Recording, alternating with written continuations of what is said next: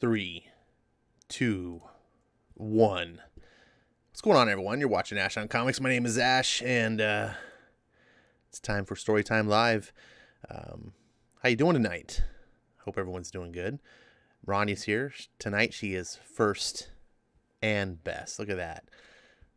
Melissa's also here. We got the top two taken by women tonight. Good to see you guys both. Tehillim rounding up number 3 with his trademark G2. See you all. Happy to see you guys. Not much going on. Doing a road trip this weekend. This is going to be really interesting. I'm going to be like on the road for like 24 hours.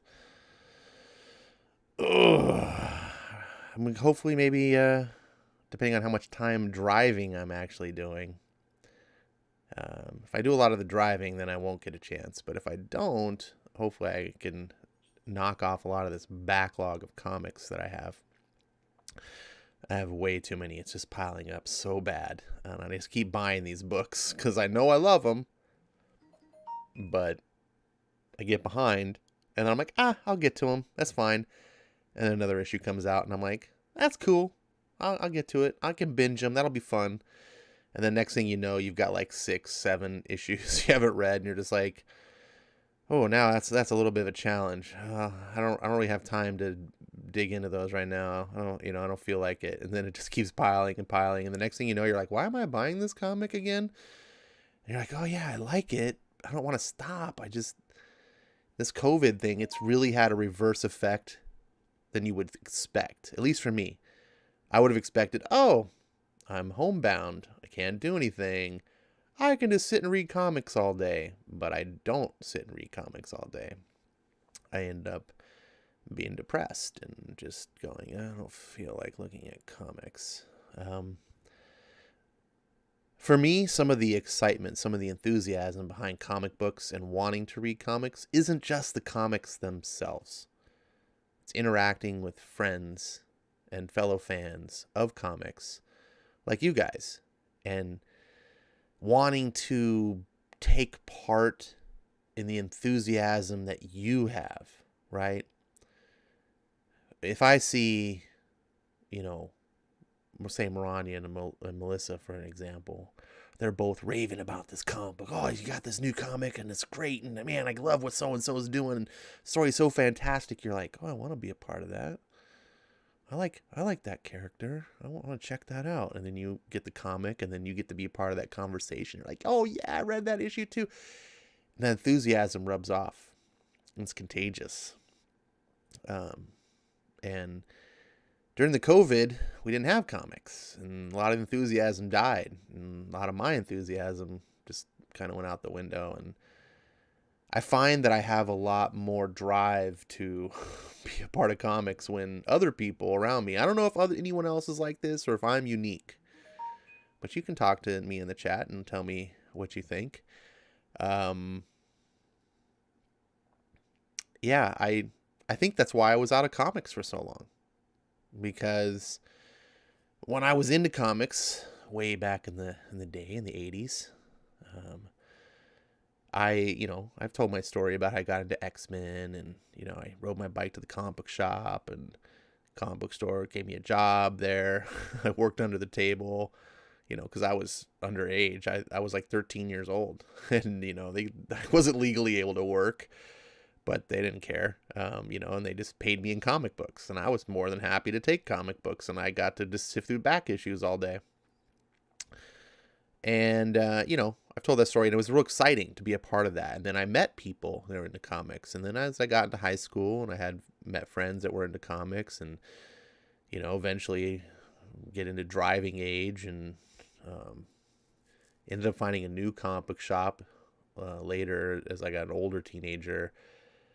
I ended up becoming real good friends with the owner. Well, not real good friends. Becoming friends with the owner there. Ended up getting a part-time job there. Ended up getting to, he was a younger guy. It was relatable. I got to be really into things. And, Image was just starting.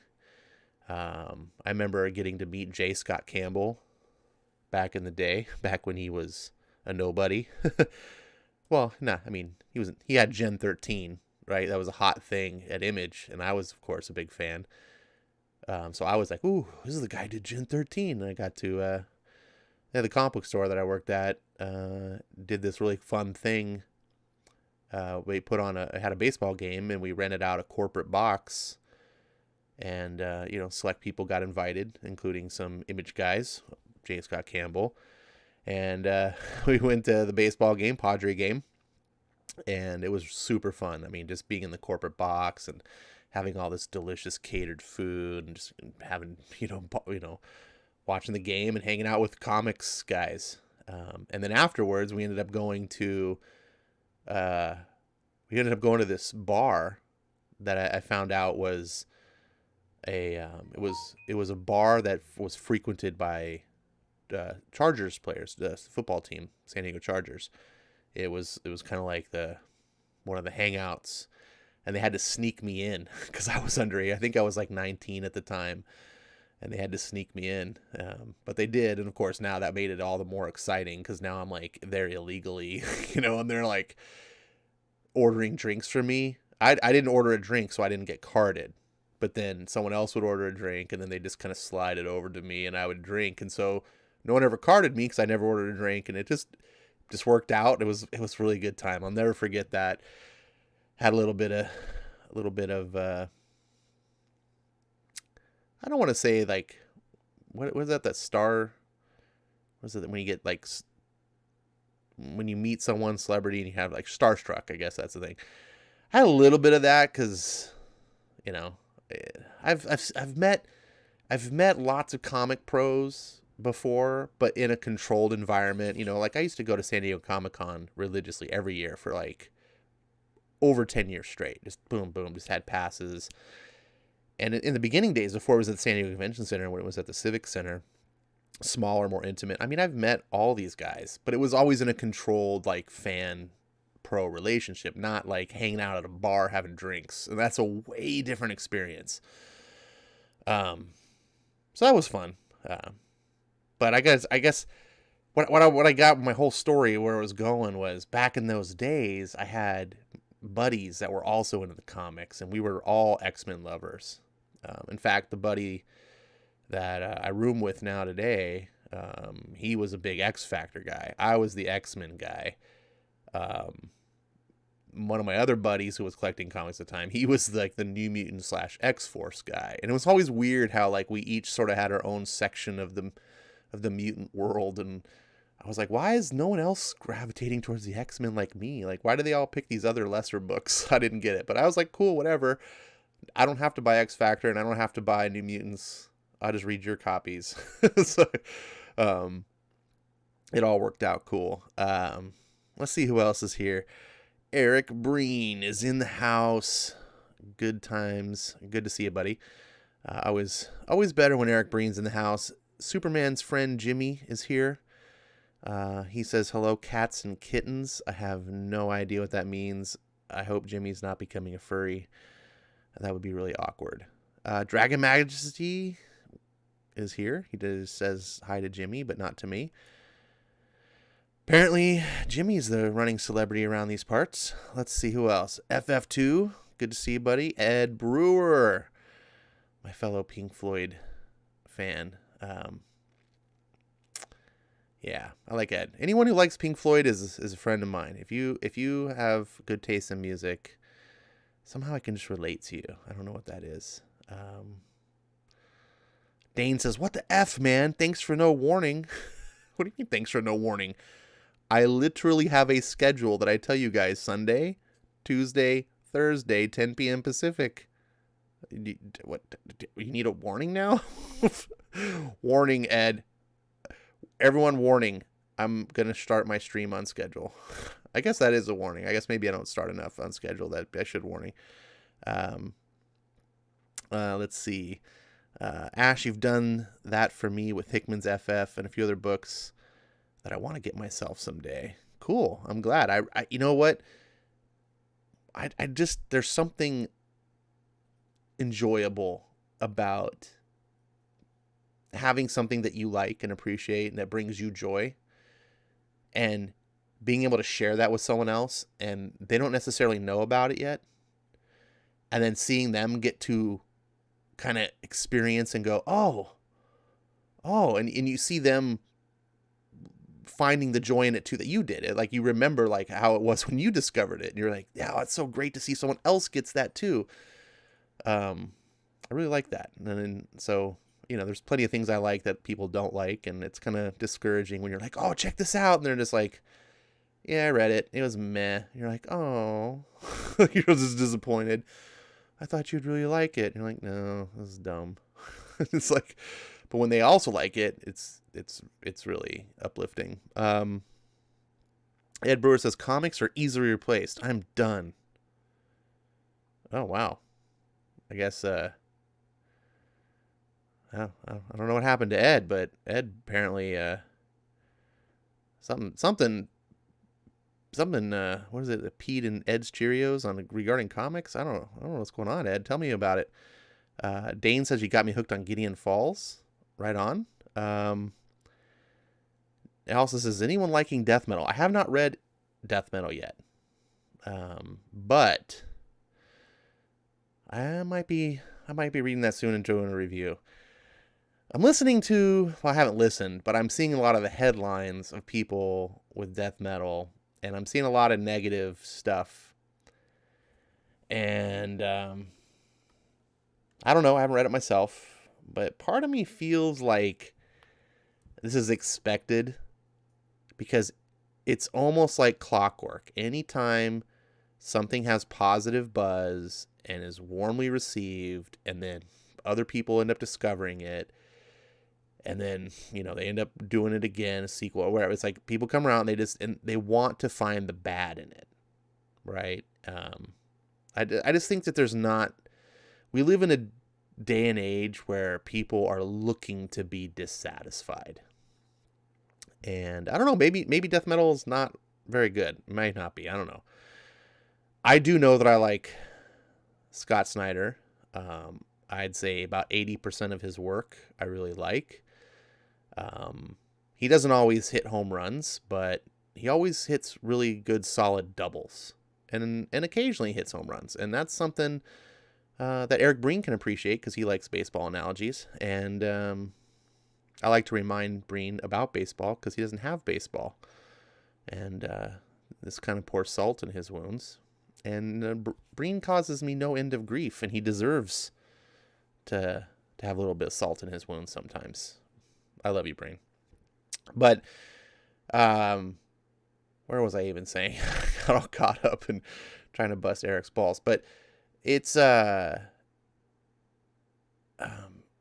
of those things. I noticed this trend. It just seems to be really commonplace. Like, oh, this is a creator that everyone seems to like. Let me come along and let me just see. Yeah, it's not as good. I gotta be the dissenting voice. But then when everyone is doing the dissenting voice, it just becomes a conformity. And it's like, if you're always trying to find the bad in things, I just find it just seems a lot of disingenuous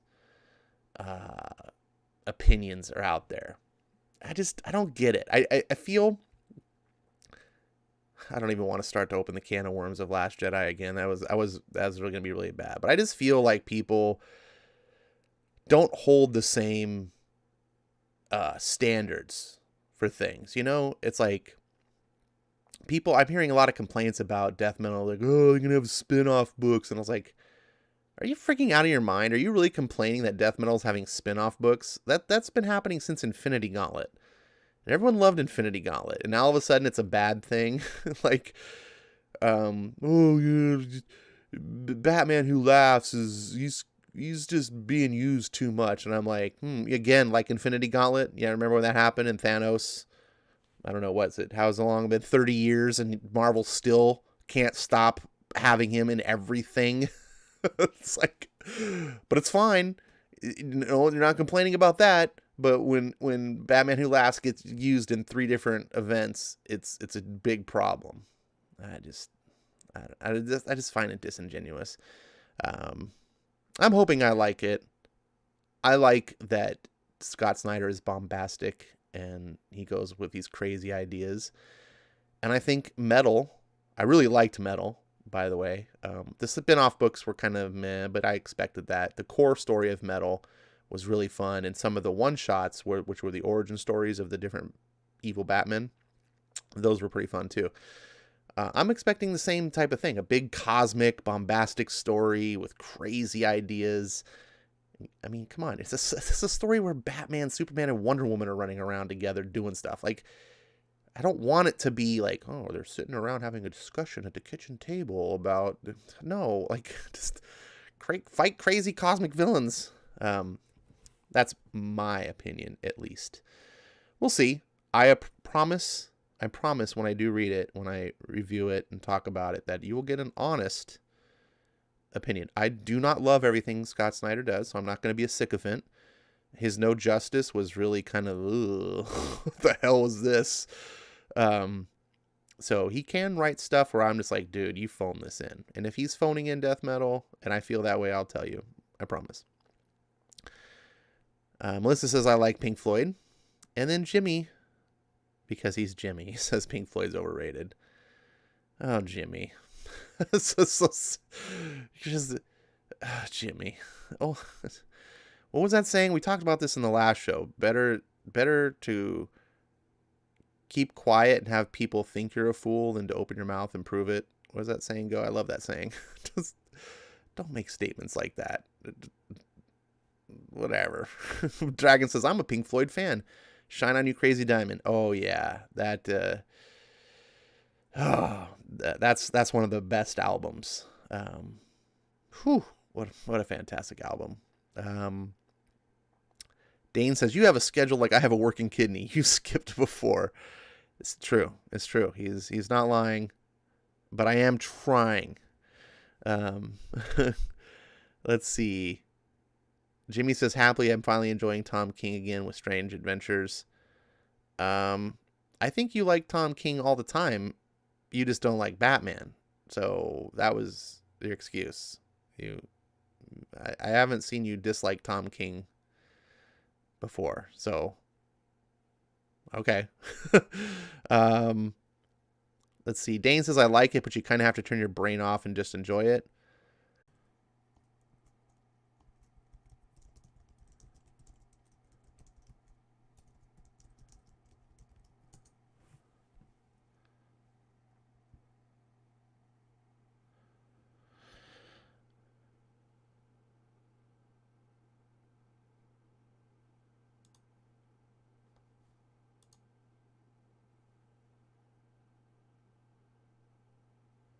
And it looks like we're back. Oh, man. I don't know what happened. And it looks like that was me testing the auto. My computer just, for those of you that weren't paying attention in the chat, like Jimmy, apparently, I tried typing in with my other account. Just right in the middle of the stream, my computer just rebooted. just out of nowhere. So I don't know what happened. Probably a Windows issue. I'm still running Windows 7, which is no longer supported by Microsoft. And I'm guessing there's probably things that they just make it not work right so they can force you to get Windows 10. So that's how that goes. I don't remember what I was talking about because I got so discombobulated, and it's kind of frantic behind the scenes when this happens. You know, you don't want your stream to just die. So I tried to get everything restarted as quickly as possible. It's pretty cool actually using Streamlabs OBS and knowing how I'm learning it better, how YouTube works. YouTube keeps the stream going, so even though my system crashed, you guys basically see the little swirl. I get back in, reboot the system, reconnect to the stream, and YouTube just picks it up where I left off. So now that you guys are still here, we can continue on, and then I'll have to remember to go back and just delete all that dead air for the replay for all those tens of thousands of viewers that come in later. Man, I'm sorry. It's not my fault. It's not my fault. Let's see. Where were we? Dane says, luckily I don't have to be at the hospital until 1300 tomorrow or today. Ronnie was talking about dart stores. And then Jimmy says, since Ash isn't here, have a good night. I never left. I was in the chat. I'm sorry, Jimmy. I'm sorry that I don't live up to your lofty expectations. I will take if anyone wants to donate a new PC to me, I could use that. Now the computer usually runs fine. It's just, of course, you know, it's just my luck when I doing a stream. I swear it's really weird. It's one of those things. So Ryuk is in the house. He joined us just in time for we're actually going to start. Tonight I have a bit of a surprise for you, especially for Jimmy. I'm going to be doing one of his favorite authors. So actually tonight is two of Jimmy's favorite authors in comics. So he should get some popcorn and settle in. Dane says, one of the last times I watched EVS, he was supposed to do a live stream and a bunch of us sat looking at his empty office chair for almost 30 minutes. Well, you know, Ethan's a diva. He can get away with that stuff. It's like Guns N' Roses. Any of you guys know the band Guns N' Roses? They would be notorious for throwing concerts and like coming on stage like 3 hours after they were supposed to start. Uh-oh.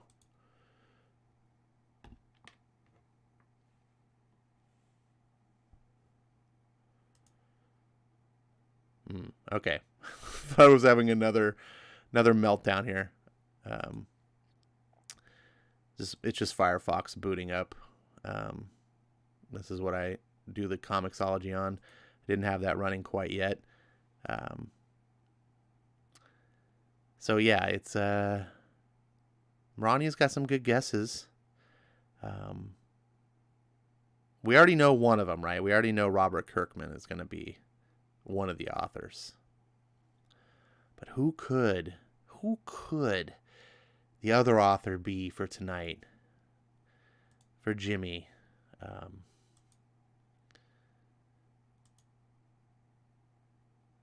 And Firefox, do you want to do something here for me? Not just have a big white screen?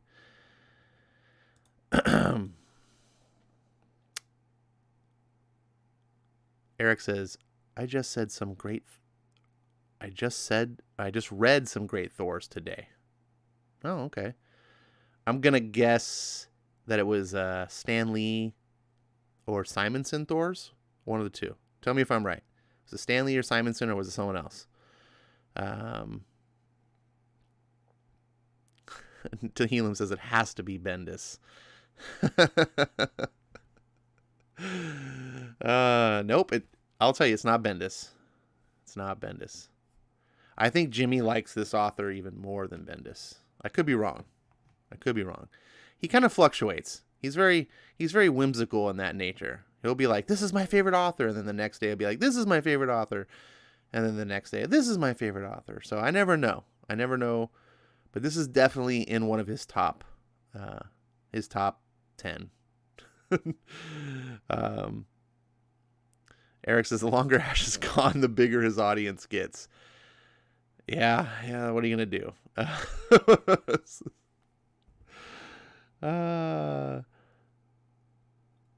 Oh, man. All right, here we are.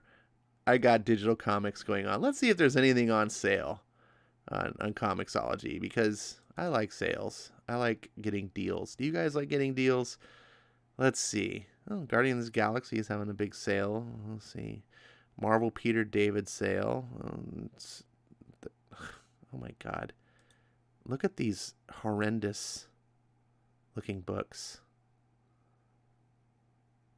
Can you see this? Look at this cover.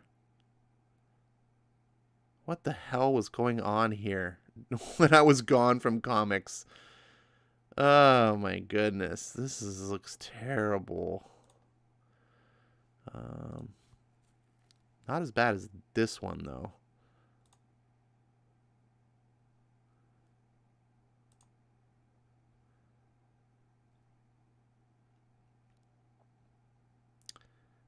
Why running slow? Why does it say waiting for connect.facebook.net? I don't even use Facebook. Man.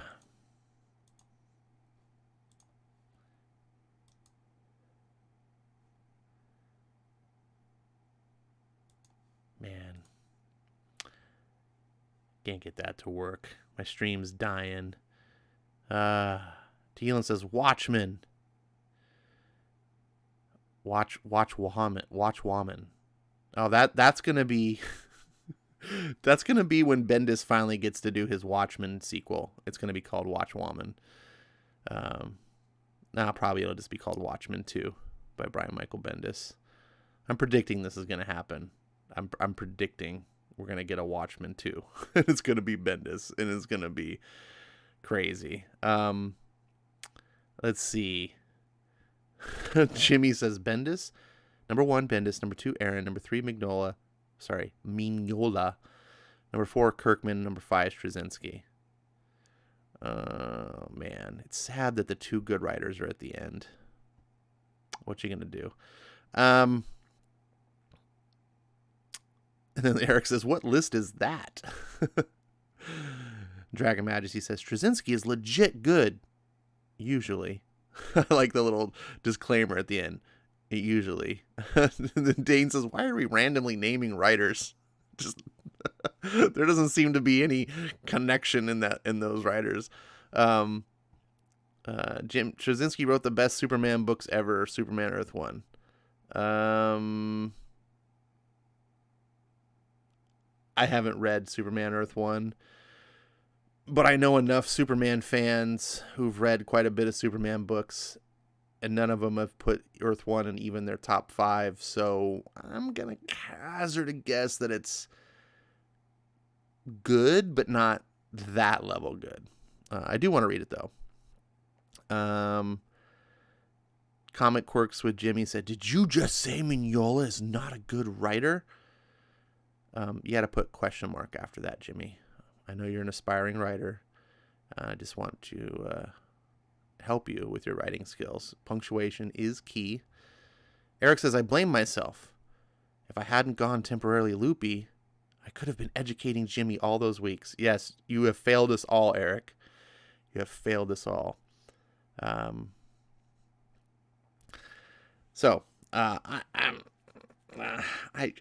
don't think necessarily Mignola is a bad writer. He writes his Hellboy stuff. Sometimes people can write their own things. Like, they have a voice. And they have something to say. I'm not sure I would think Mignola could just write. Like, he could just be like, here, Mignola, write X-Men. He'd just be like, all right, I'm going to write. You know, that to me kind of makes what I consider like a great writer is when you can just write. Straczynski is one of those people, he can write anything. He writes fiction, nonfiction. He writes news articles, magazine articles, editorials. He writes television, writes movies, books, novels. He's all over. Straczynski is a legit writer in every sense of the word. He is absolutely. Now, there are people out there that have voices. Anyone can sit down and write, right? Jimmy himself is a writer. He writes stories that he, maybe one day hopes to be published. And maybe he has something to say. I don't know. I haven't read his work. But there's a difference between writing something and being a great writer. So that's where I come from, at least. That's my perception. Earth 1 line of books are kind of a snore. Personal read Superman and Batman. They both kind of put me to sleep. Wow, Rick. That's all right. I've heard really good things about Superman, the Batman, which is done by Jeff Johns, and the Green Lantern one I've heard is really good. So all 3 of those. I know there's a Teen Titan one that went down the memory hole. Like, everyone's like, oh, did they do that? And I believe there's a Wonder Woman that also no one really talks about. So I tend to go with the ones that people talk about. Generally, if people aren't talking about it, that's that's the kind of criticism all you need. It's like, hey, no one's talking about this. Must not be noteworthy.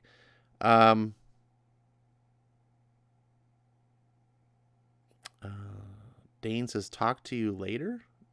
TTYL, talk to you later? Agreed? I don't know what he's saying. Straczynski on Earth 1 is my favorite because it's the first Superman book I've read from start to finish and didn't see any weakness. It made me care for a prostitute. I mean, come on. All right. I will say, though, that you have to be wary of that trap. We, as human beings, it's in our nature to be overly attached to our first loves. And, this is often common in relationships with people, but it's also true with things that we love, like that we're fans of. So you like comic books. The first comic book you ever read, the thing that made you love comics, right? That's always going to have a special place in your heart, because that's what made you get into comics. Now, maybe years later, you go back and reflect on it and see it and go, oh, that wasn't really that good. I've found way better comics since then. But it won't matter because that's the one that appealed to you. Now, maybe you read other comics that were the same quality, but years later you read them and you won't like those because they didn't have that nostalgia, and those aren't the ones that pulled you in, and you'll be able to see those ones for their faults. But you tend to put on the rose-colored glasses for those early loves. And I know this. I can relate to it. My biggest way to relate to it is with Super Friends. I think Super Friends is the thing that I most would qualify as got me into comics. I mean, I didn't watch Super Friends and then transition immediately into comics, but it was the seed that was there that prepped my mind for later on in life falling into comics. Super Friends. I loved Super Friends when I was a kid. You go back and watch Super Friends today and I'm like, oh my God, this did not age well. But for little 7-year-old Ash, it was the bomb. Let's see. Dane says that should be Ryuk, not TTYL, or whatever my phone wrote. Dane doesn't even know what TTYL is. His phone's auto-correcting it for him. Let's see. Eric says, I hope Ash gets back soon. My sleepy by a pill is kicking in. Oh, gosh. Old man Breen. Well, anyways, let's get into maybe reading some comics. I apologize for I just wanted to show this picture. Look at this. Look at this. Look at this. What the hell is that? I'm so glad I did not buy comics at this time. Look at this. In short, if you're not reading All New X Factor, then you really should be. Allcomic.com. Oh, is allcomic.com even around anymore? Probably not. Is it any wonder with a stupid blurb like that? If you're not reading this, you should be. All these access medias that they just exist to get their shit published on a book. It's so cringy.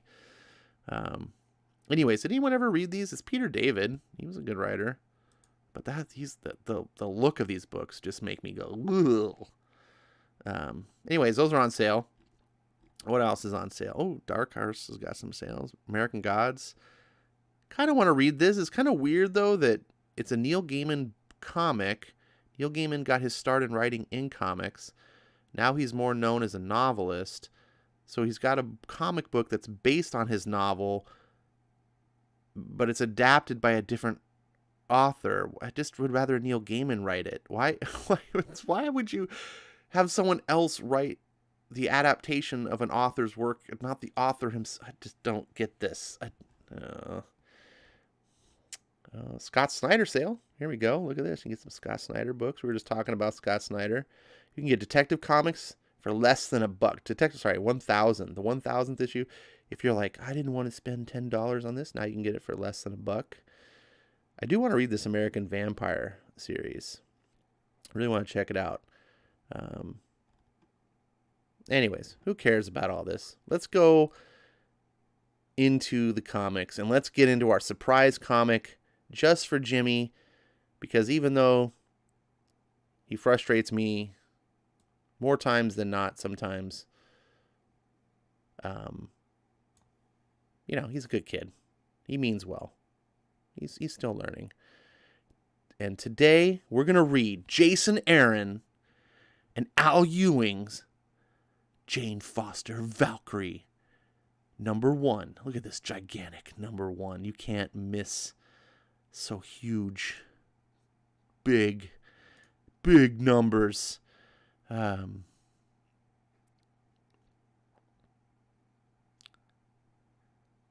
Did Jimmy just say that Neil Gaiman got his start writing novels? Jimmy.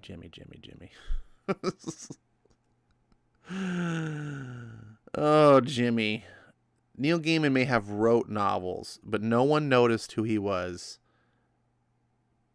until he wrote a comic book. And he became a superstar. He might have become the very first superstar writer in comics ever. So this is devoted to Jimmy. This is his favorite author of all time, Jason Aaron. And it's a character that he loves. He's got the first appearance of this character as Thor. And Cafu is the new artist who's going to be doing the Iron Man. So this is a sneak preview for Maranya, who's an Iron Man fan, and get to see what kind of art we can look forward to in the upcoming series. I hope you guys are all snuggled in bed. Hope Jimmy's got his popcorn. And we're going to read some great comics someday. But right now we're going to read Valkyrie. And we'll see what's like. I've never read this. I have no idea. It could be the greatest thing since sliced bread. Could be the greatest thing since Jane Foster Thor. But it's going to be great because I'm reading it to you, right? Right? Am I right? For years, Dr. Jane Foster was a friend and confidant to the mighty Thor. For a time, she even wielded Thor's hammer as the goddess of thunder. And when Malekith's War of the Realms finally came to Midgard, Asgard called on Jane once more. She picked up the hammer of the War Thor, whatever the hell that means, the Thor of a different universe, and once again commanded the thunder. Malekith's war reached not only into the realms of the living, but also the dead. His armies killed the Valkyries, the warrior goddesses who once ferried the honorable fallen to their eternal reward in Valhalla. Then the war finally did end. When the war finally did end, Jane's hammer shattered and reformed into the all-weapon. Why? I don't know. Fate had a new role for Jane Foster. Now she wields not thunder, but death and life and everything in between. Because why not? It's Marvel. Nothing matters. She is the last of the Valkyries and the first of her kind. What the fuck? This is off to a great start. And what is up with this yellow on white lettering? Can you make this any harder to read, Marvel? Do you have editors? I'm sure you do. Look at this credits. Let me see if I can find out who. Hope I can't put the mouse down here because God forbid Comixology. Associate editor Sarah Brunstad. Okay, so you're just an intern. Editor Will Moss. Okay, you suck. Editor-in-Chief CB Sobolski. You suck. Chief Creative Officer. Oh, God, you didn't. Moving on. That's Joe Quesada, the guy who created, bankrupt Marvel creatively. Okay, sorry. Get my bias out of here. I've got to read some great comics. Here we go. My name is Jane Foster. I'm a doctor. I'm a cancer survivor. For a while, I was a superhero. I had a magic hammer and a hero name, and I fought the good fight and stared death in the face. And life was terrifying and exhilarating and joyous and heartbreaking. But I was just holding the hammer for a friend. The name, too. Eventually, I had to let them both go. For a while after that, life was just life. And when you've stared death in the face, life is enough. And when you've stared death in the face, it's not.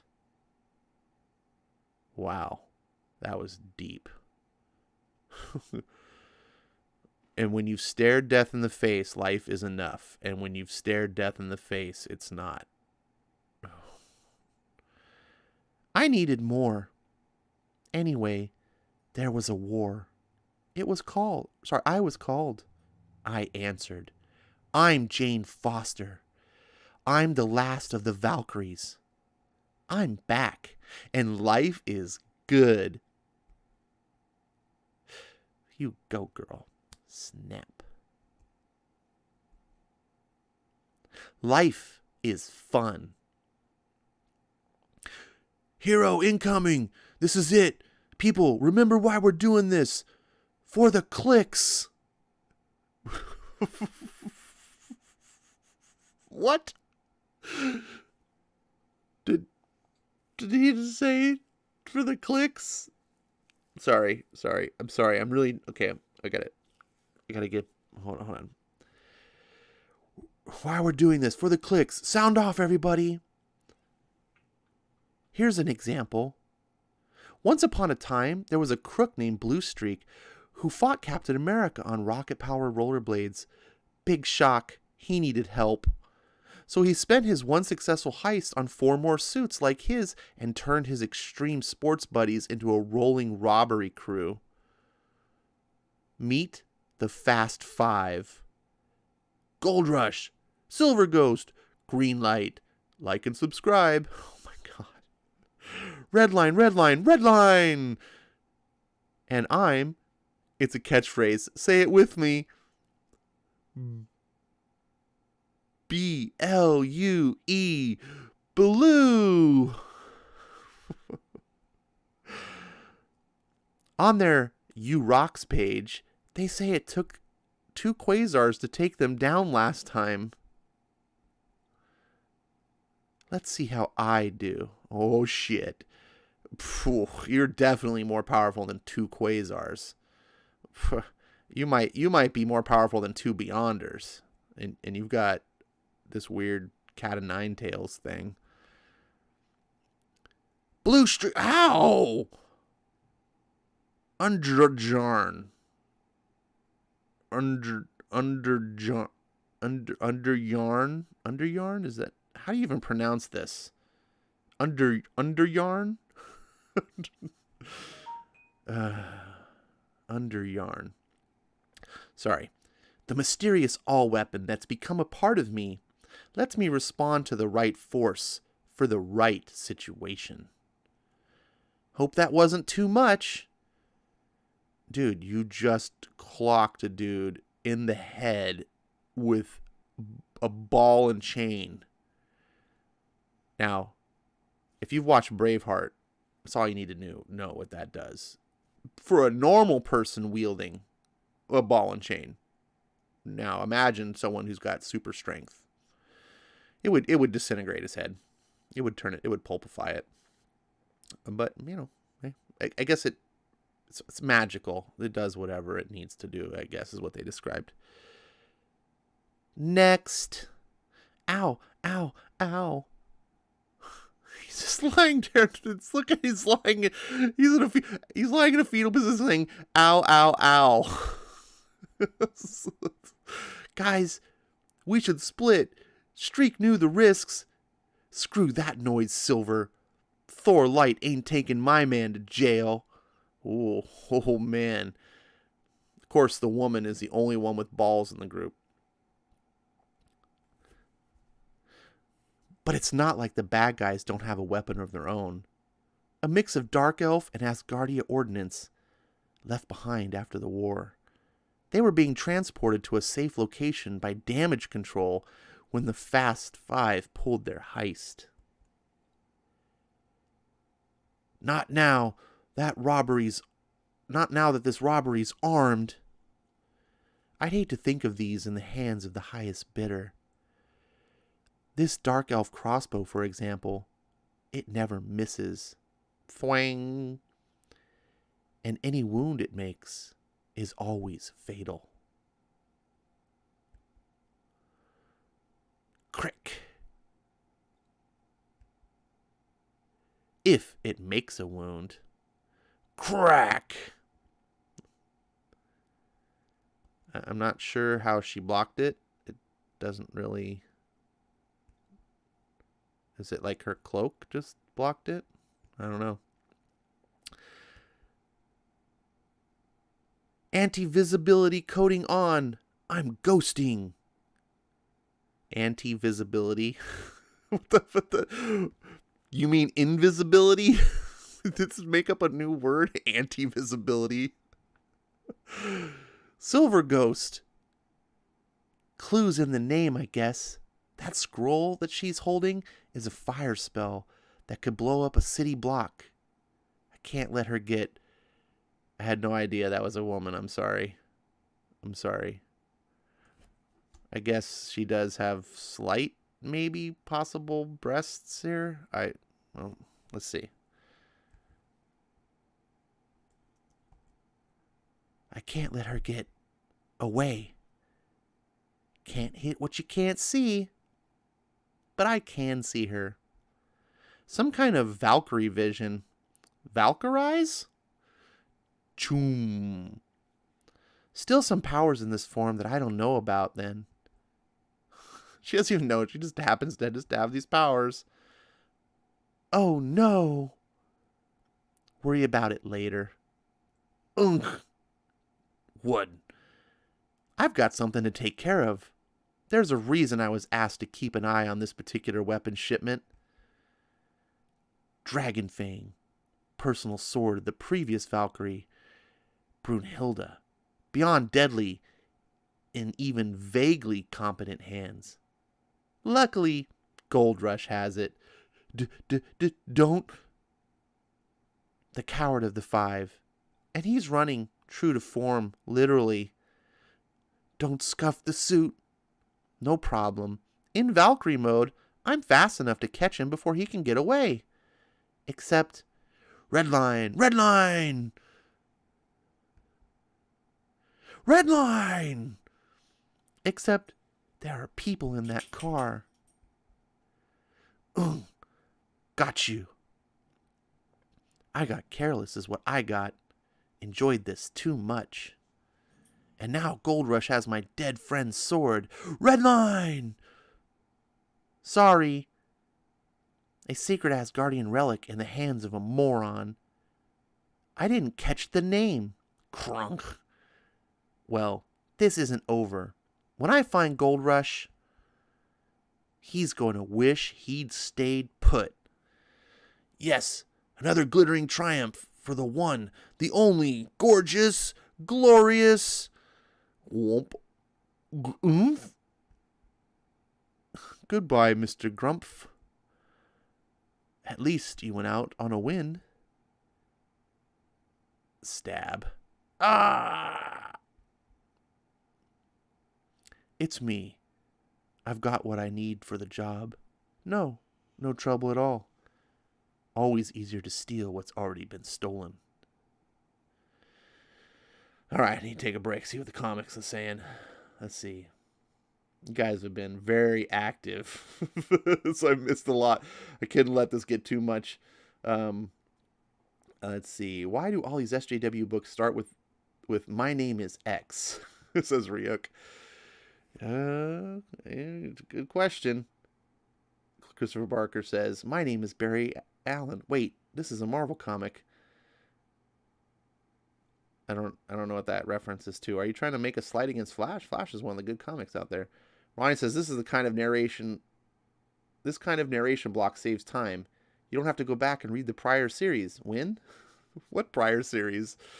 Ryuk says, in the Flash show, no dub, Barry, it's like the 50th episode. We know you are. Oh, you're talking about the CW Flash. Okay, now that makes more sense. Eric says, who wrote this Drek? Dragon Match. Steve reminds him. Jason Aaron. For the clicks. Ash, for the clicks. I need to get some clicks, that's for sure. Let me skip down here. Fast Five look like the Power Rangers. You think? Eric says, and almost as powerful as Captain Marvel. Yeah, who would win, Captain Marvel or Jane Foster? That's a good one. Jimmy says, but I guess I can see Ash's point. He did get this big break in comics, but then made it huge in the novels. Yes, he's talking about Neil Gaiman. Thank you for seeing my point. I appreciate that.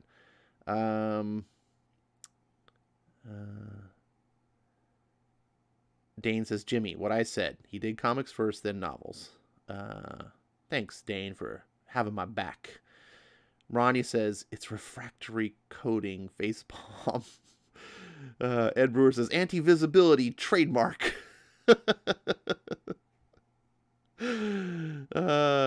Dane says, this is horrendous even for Aaron. Jimmy says, I blame this book on Al Ewing trying to write the SJWs because Aaron writes better than this, and this seems like Al Ewing.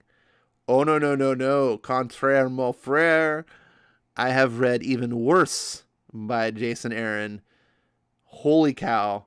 This is very much Jason Aaron style writing. Jimmy says, Breen, save me from this. Save you from Jason Aaron? Let it not be so. Dane says, the only good thing Aaron ever really did was Scalped. Never read it. Ryuk says, every writer has their off books. Others continue to do those off books. Then you have others that don't do good anyway. Eric says, I thought you liked this, Quirks. Hey, the good news is that Quirks isn't making excuses for this. That Jimmy is actually recognizing that this isn't good. So that's progress. That's progress. Because it'd be really bad if he was like, no, man, this is great. This is brilliant writing. So it's cool. It's cool. And, you know, not everything can be great. I just reviewed, one of my favorite current writers right now, pending publication on YouTube. And I gave it not a positive rating. So it's possible. Stay tuned. The should be going up in a day or two.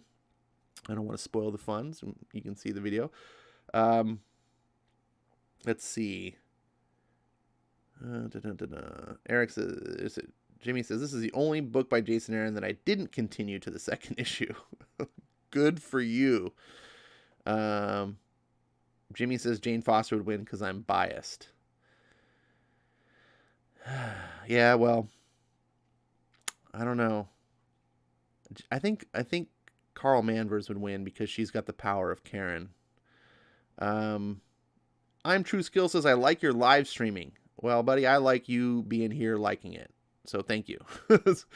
Marani says, the art is quite good. I hope it's this level or better for my guy Iron Man. I have to say, the art, it's not wowing me, but now that I look at it, it's like it's pleasant. It's attractive. I'm not hip on the feminist coloring shit, styles. That really bothers me. Hopefully that's not how it's done in Iron Man, but otherwise I think it's good. Chris Barker says, Ash, I stopped watching Casper for this comedy, and I'm not disappointed. Well done. Thank you, man. Thank you. Jimmy says, why do you torture me, Ash? Read Thor.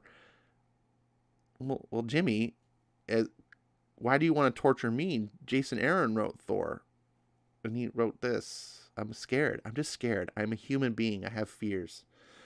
Dane says, Jimmy will go back and read all of these now. Eric Breen says, who would win? We fans, of course. You know it. Meanwhile, back to the action. Oh, what? I don't want to leave this page. Oh, sorry, you're not seeing it on the screen. Hold on. Comixology.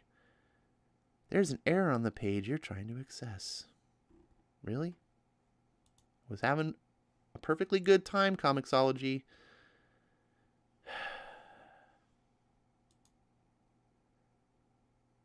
Until you decide to log me out. I think that's the problem here.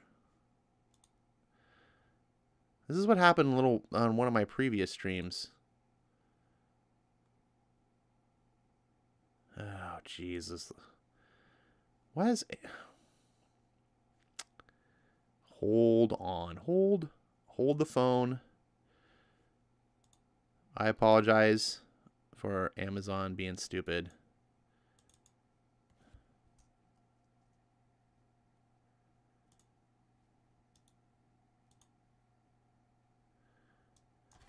Let's see if I can remember my new password.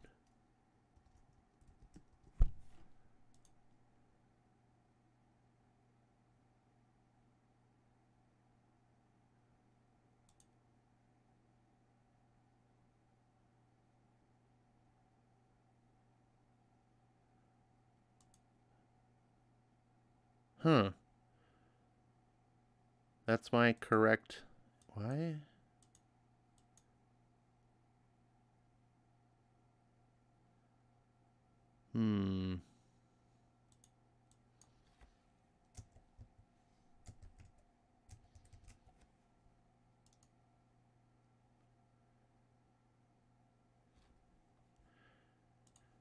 Something's going on.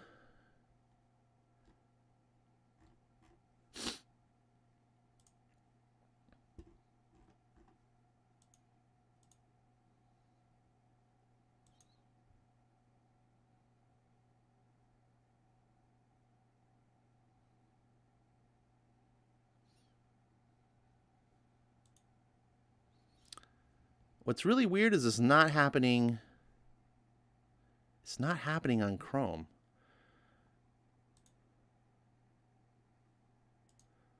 Why would it be happening on Firefox?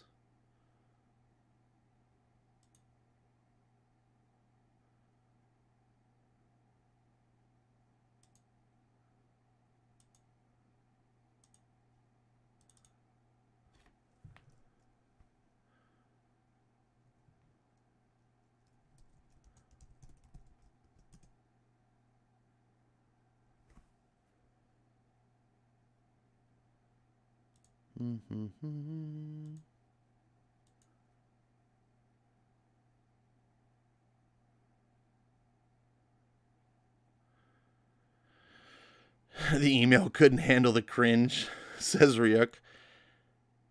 This is really weird. It's not... Oh, man. Let me see if I can go to... I mean, Chrome's not having a problem. This is so weird.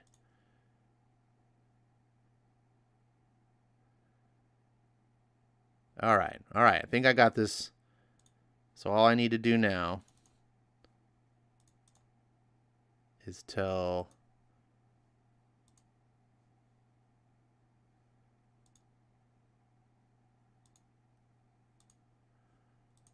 There we go. So I just switched browsers. I don't know. Firefox used to be like butter. All right. Let's get back to the action. Apologize for the technical glitches. I do not know what is going on with Amazon and why it will not let me in, but Chrome's perfectly good, and here we are.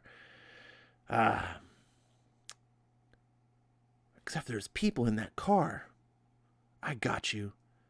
I got careless is what I got. Enjoyed this too much. Oops, I got to skip ahead. Apparently I didn't remember where I was.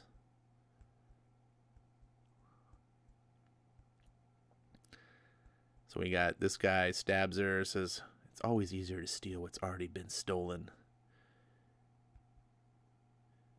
Red line.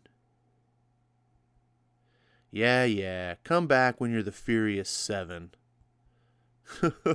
Get it?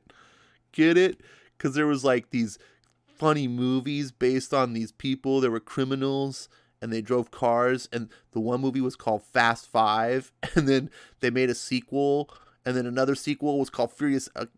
never mind. Sorry.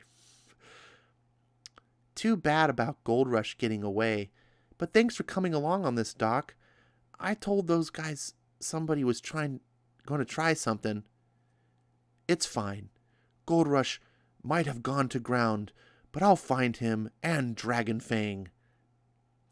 My friend Lisa, she used to be a paramedic at the hospital. Now she works for the superhero battle cleanup crew known as Damage Control. We got to know each other because we're both medical professionals who dated superheroes. She understands parts of my life that others don't. And, ixnay on the Ocday, okay? Oops. Sorry. I can't blame her. Secret identities are a little out of fashion these days. Bitch, your face. Look at your face. You're not covering your face. So stupid. Well, how are you having a secret identity? Sorry. Speaking of Ocday, she just told you not to mention it. Though, isn't today your... Oh, crap. I mean, forsooth. Oh, God.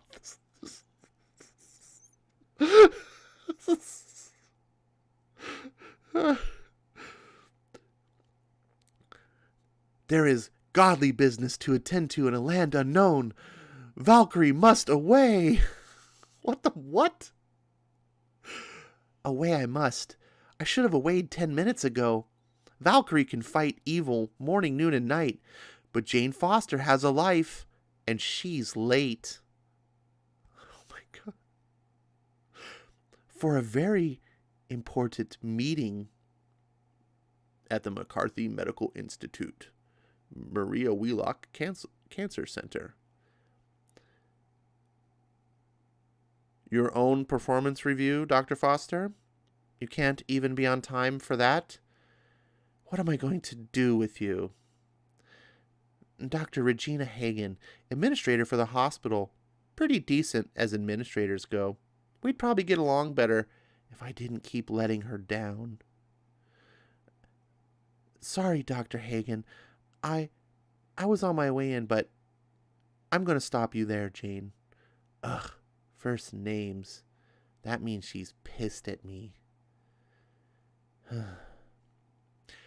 I want you to know that I'm saying this in the kindest way I can. Oh, God, she's insanely pissed at me. But I will not hear one more excuse come out of your mouth. At least not until they're better than the ones you gave for missing your own chemotherapy. I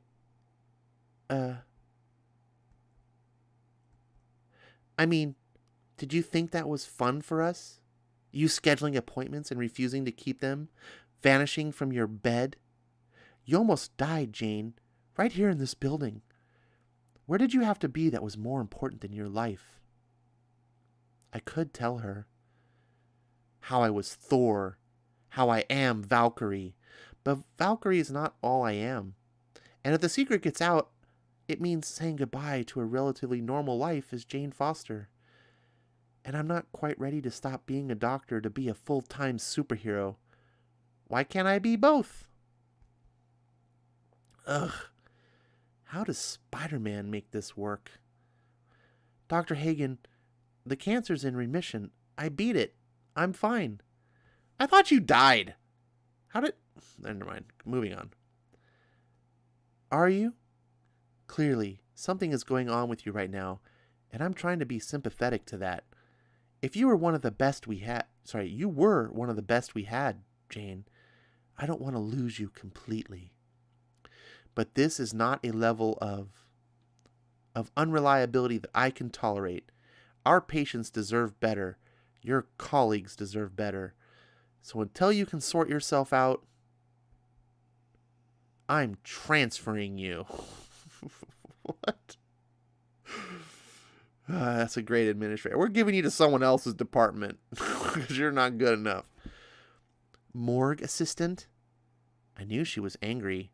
But she's really lost faith in me. I can't be trusted to look after patients until they're already dead. Oh dear, you're not having a good day, are you? There's an irony there that I'm trying to put my finger on. What could have happened to you, I wonder? Oh, I'm just not Dr. Hagen's favorite person right now. Ah! Intruder! Don't sneak up on me like that. You were talking to me. I was not. I never even knew you were there. Make an identifying sound next time. No, I was talking to this nice young man. He came in just before you did. Who? Oh, him. Yes, him. And there's no need to say it like that. Frankly, I've had better conversations with the dead than I do the living these days. At least they know how to listen. That chest wound, the one that killed him, a sword did that. Who is he? Let's see, Mike Swift, according to the chart. They found him in an alley off 9th. I haven't opened him up yet, but from the wounds it's fairly obvious. Stabbed clean through the heart. Poor fellow. That's not where the heart is. This is going to sound like a strange question, Doctor.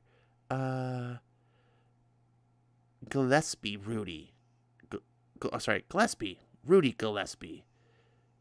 Don't worry, I've forgotten your name too. Jane Foster, Dr. Gillespie. Do you know what he was wearing? Not such a strange question. But it's got a strange answer. Golden armor, would you believe? Even so, whatever killed him went straight through it. Oh, and yes, he was wearing rollerblades. A sword did this, and I know which one. I hope Gillespie believes in long lunch breaks.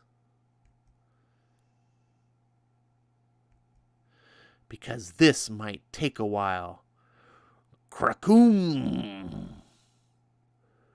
One of the gifts of the Valkyrie. What? One of the gifts of the Valkyrie. Just Jason Aaron just making up names. Valkyrie. You can't even say this word. Valkyrie. Fast travel to the Asgardian halls of the dead. There's something here that I need to see.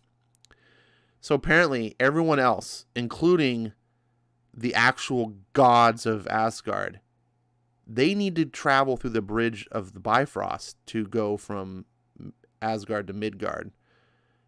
But Jane just has special powers that she can travel to Asgard just anytime she wants. Just cool. Don't know why. Just nothing matters at Marvel.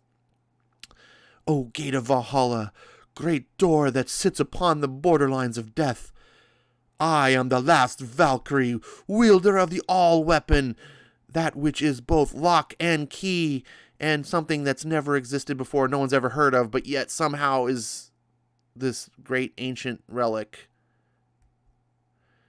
And I bid thee open, and let mortal eyes gaze on the glory beyond this life. This time, the Godspeak comes without thinking. The words seem correct. Something about that makes me wonder. Becoming Valkyrie is a transformation. There's a definite physical difference between Jane Foster's body and this one. Does that extend to my mind? Myself? The original Valkyrie actively took over a human body. Jane Foster. And speaking of, it's a rare sight to see a living soul warm these halls these days, but you have surely earned the right. Well met. Is this a social call? Brunhilde. Before the War of the Realms, she was the greatest of many. Greatest of the Valkyrie. The choosers of the slain. Guardians of the freshly fallen. Now it's just me. Brunhilde's dead, like the other Valkyries. Don't you mean Valkyriors? Like everyone here in Valhalla. Or is it business? And now I have to add insult to mortal injury.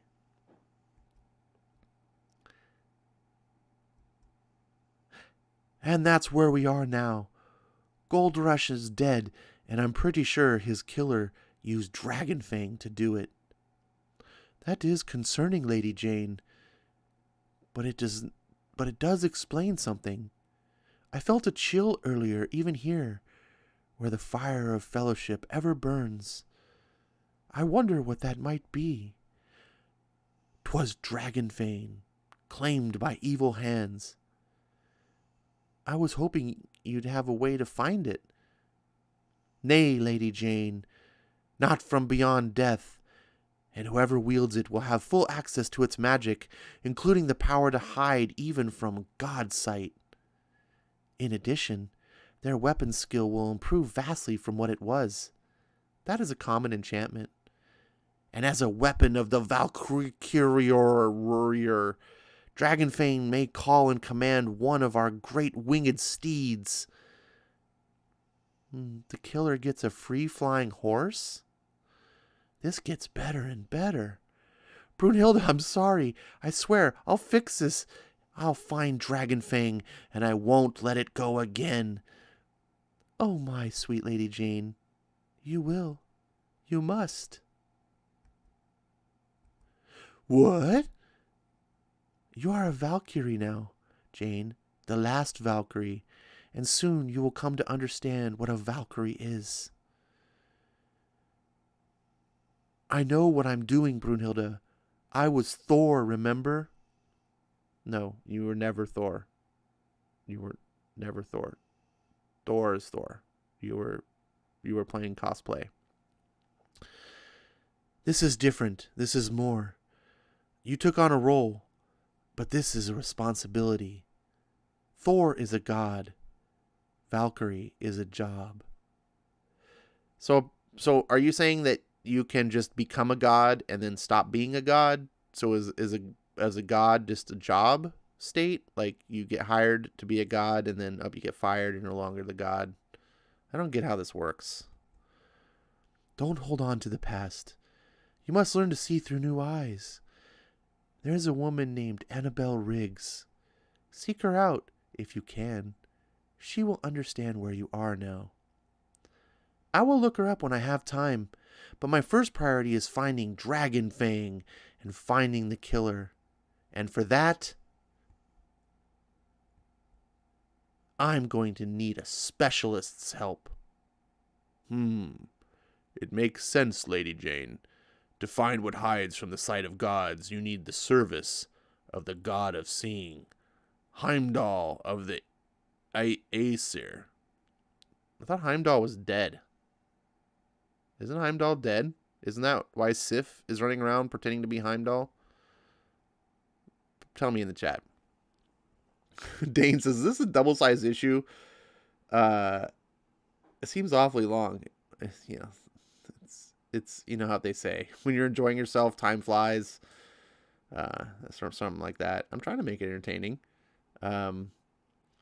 Before the Mangog struck me blind for a time, I could track one flake of snow across the blizzards of Jotunheim. I watched micro-civilizations rise and fall on the surface of an atom at the heart of a star, 1,000 light years hence. I spied upon the space between the worlds where the ghost ravens gather and learn their secret speech. Looking past the hiding magics of Dragonfang will be a fine test of how far these eyes have healed. Thanks, Heimdall. I appreciate it. Can I do anything to help? Well, of course. You're a Valkyrie, are you not? You can see what I can't. What? What did Brunhilde say? See through new eyes? Earlier, I saw an invisible woman clear as day without thinking. I just focused. Oh. And just like that, I can see everyone clearly, even from this high up. All those hundreds of thousands of people all going about their business, their lives, their comings and goings, their fates, their deaths. Everyone has one. Most are so small, I can't make them out. But some are larger. Are they sooner or more likely? Can they be prevented? I don't know. For the first time since I got these powers, I have no idea what to do, what my obligations are. Brunhilde was right. This isn't like being Thor at all. Heimdall, No. Lady Jane? What's the matter? Uh-oh. Maybe I was too soon. Maybe this is how Heimdall dies. Get him to safety, quickly! Heimdall, we have to go. We have to go right now. My lady, it's not like this urgency. I like not this urgency in your... Herk! No, no, no, no. God of seeing, huh? Guess it wasn't enough. I mean, don't get me wrong. He was pretty good. But I'm magic. Oh, for the love of fuck. Jason Aaron just plagiarized Frank Miller. Eric Breen, are you still here? Oh my god. Oh. Why is Bullseye running around with the sword? He doesn't use swords. And why is he quoting the famous line that... Oh. Oh. Oh. One of the greatest lines in comics. The death of Elektra. And Jason Aaron plagiarizes it for this fucking shitfest. God. Bullseye. I've heard of him. Anything he touches becomes a deadly weapon. And that was before he picked up Dragon Fang. He's cocky, sure of himself. Maybe he's right. Maybe he's right to be. The sword boosts weapon skill. And I can't see a death hanging over his head. Not yet. Oh. God, I would pay money to see Bullseye kill Valkyrie. That would be amazing.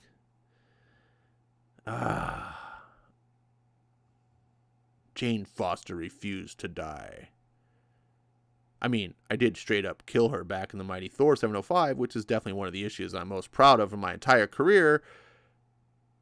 I cried writing the issue, says Jason Aaron.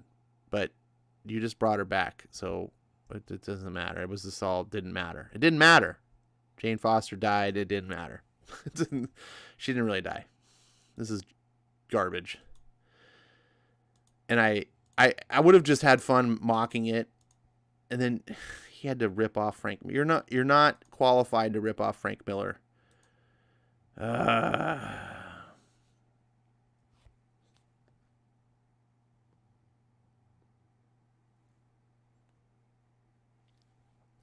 man.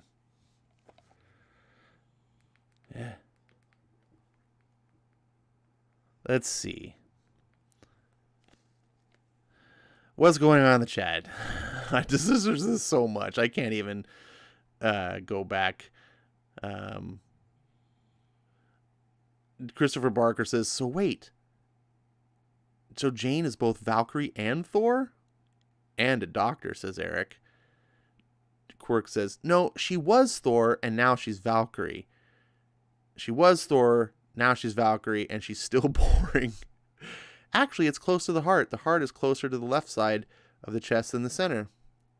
Well, I didn't say it wasn't close to the heart, but the heart's a little bit lower in the chest, and it's not above the pectoral muscle. Jimmy says that art is amazing. It's decent. Jimmy says it makes sense if you actually read the book. Derek says next she'll be Val Kilmer.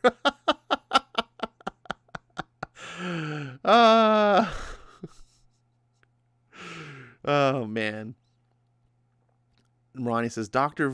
Val Kevorkian who goes out and assists people to want to die. You just oh man. Oh, that's a good one, Ronnie. That was a good one. Eric says, starting with anyone reading this. Then we had Dane's double-sized question. We answered. I feel like we got to the end. Ronnie says, the only way Jane was Thor is when she got the crap beat out of her.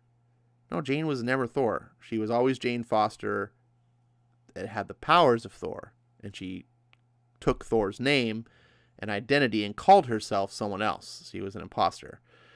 Marani Valkonen says, oh, come on. This is so Mary Sue. Her picture is in every entry of the Mary Sues. I don't know. I mean, there's only room. Like, is it Riri Williams? Is the Carol Danvers, maybe? Oh, don't forget Kate Bishop. I mean, which one is the true Mary Sue? Dane says, proof Aaron is the hack of all hacks. I don't think he's the hack of all hacks, but this was not good. Jimmy says, so apparently no one here has heard of a homage. Jimmy, apparently you don't know what an homage is. An homage is when you do something out of respect and you try to do it justice, not use it to hack up your hacky Jane Foster Valkyrie nonsense book and try to steal it. You do something in that when it's like you're doing something good. When you're going to do an homage, you better deliver. That was not an homage. That was a straight up. He just was like, oh, that was a cool scene that I remember when I read a comic once. I'm going to throw that in my comic and people will remember it. Remember when Bullseye did it that one time? Look, he's doing it again. Isn't it cool? It wasn't even cool. Like he didn't even use Bullseye correctly. Bullseye doesn't use melee weapons. By the way, Bullseye killed Elektra with a playing card. That's why Bullseye's magic. In the famous duel, Elektra's kicking ass and doing stuff. And at the very end, Bullseye's down. And he says something along the line, I'm paraphrasing, being like, babe, you're good. I'll give you that. And he looks up. But me, I'm magic. And he flicks his wrist. And the card flies through the air and hits her right in the throat, severing her jugular. And she dies. And it was epic. Epic. It's still one of the greatest scenes in comic history. And this was just a poor goofball. Like, he just used the line but didn't deliver any sense of drama or anything. And Bullseye doesn't go and seek godly weapons. He makes nothing into a weapon. That's the whole point of Bullseye. He doesn't need a superpowered weapon. The idea of Bullseye having a god weapon is scary because I think he would make mincemeat out of someone like Jane Foster. But of course, she's got the power of woman, so she's and what is it, plot armor. So of course, Bullseye won't have anything to do with her. Even though he killed one of the best female protagonists in Marvel Comics, Elektra, Jane Foster's whatever. Anyways, let's see. So apparently no one here. Okay, so I don't even know what to say. This is like so brain dead. I'm not surprised he took something from Miller. It's almost like a nod to the fans, but we don't care enough about this character to care. Brian says Thor equals Thor. You missed the pun. Sorry. Marani says there's an homage and then there's ripoff. Yeah, I agree. Let's see. Ash, I'm convinced you just don't want to read anything good. I've been trying to get you to read Thor for almost 2 years now, and when you read a writer I like from me, you choose this bad book. I've never read this book. I didn't make this book bad. I thought it'd be fun to read. We could start as a number 1. It's on Comixology Unlimited, so I'm deciding to read it. Thor's on my list, and if you want to try to make assertions at me, it's like that I don't want to read anything good because I don't read every single comic under the sun, then that's the way that it is. Bullseye is a great street-level villain. He does not belong in a fantasy-oriented book. Correct, Dane. Absolutely correct. Jimmy says, you guys would rather read something bad and complain than read a book that's fantastic and enjoy yourselves. That's not true at all. I've been reading fantastic books. Did you not miss when I just did X-Men 1, 2, and 3? Those are fantastic books. I've been reading Invincible. Those are pretty good so far. I did Birthright. Those are fantastic books. I do all sorts of great books. But some people have been asking to do cheesy, roastable Marvel books. So we do those too. Like, I'm sorry that you think every book under the sun is great, and if anyone makes fun of something, you get upset. I apologize, Jimmy. He says, you knew this was a bad book. Don't lie, man. Well, I didn't know it was a bad book. I had a pretty good guess it was a bad book. So, I mean, yes, I did pick it because I thought I would roast it. But if it surprised me, I would get surprised.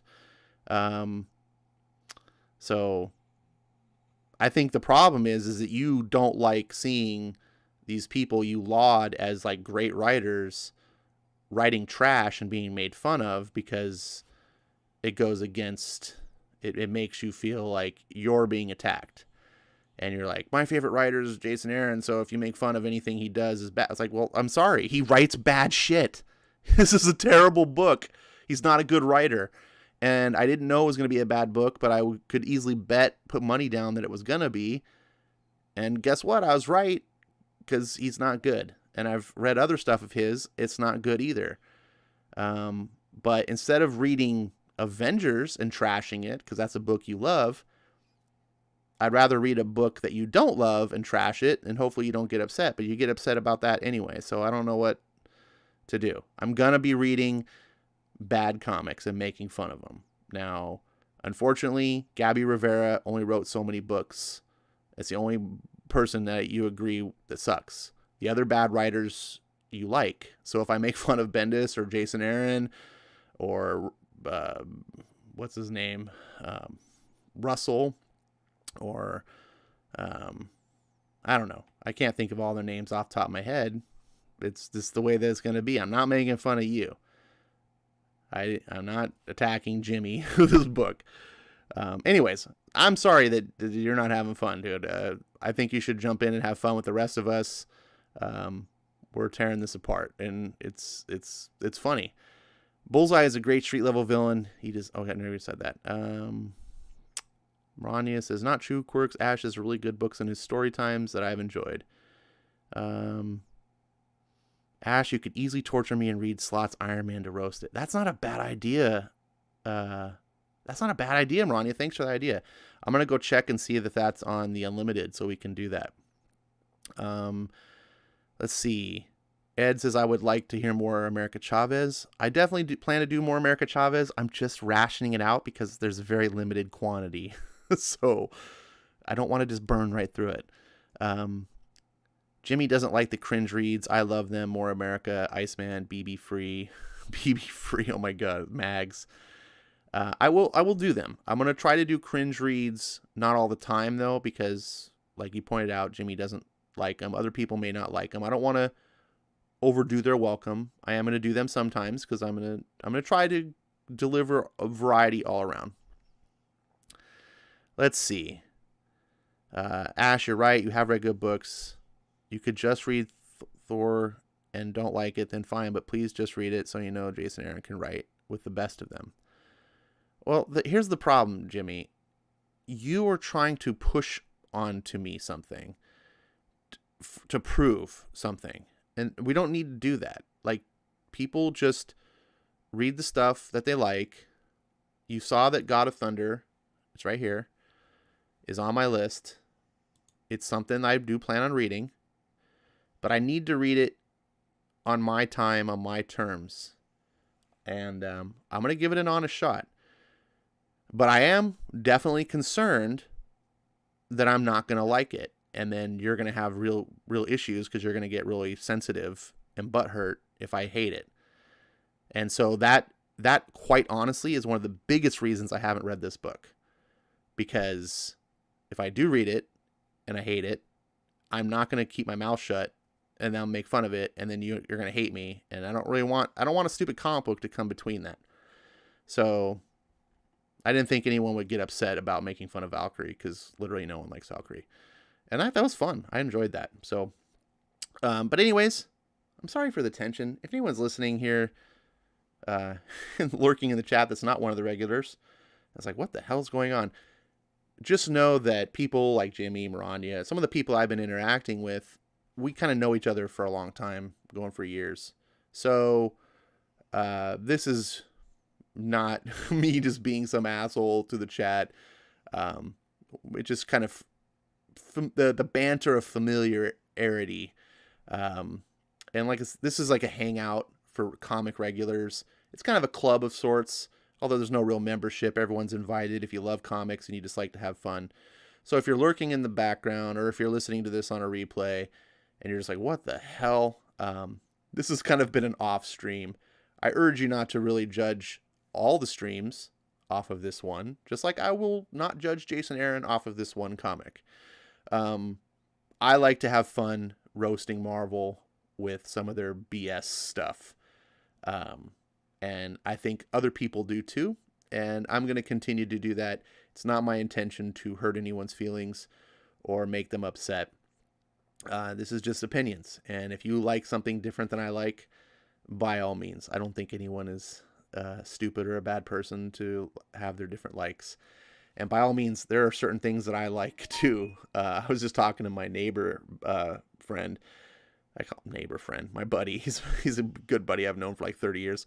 I call him my neighbor friend. He just happens to also live next door though. But and we were talking, and we were talking about this same type of topic, and we were talking about people liking things differently and stuff, and I admitted, it's like, man, there's things that I know suck, right? That are just bad. And this was the case, we were using movies as an example. One of my favorite movies, I think it's a terrible movie, but I just love it, is Bloodsport, the Jean-Claude Van Damme movie from the 80s. That movie's terrible. It's terrible in like all these ways that are so good to me.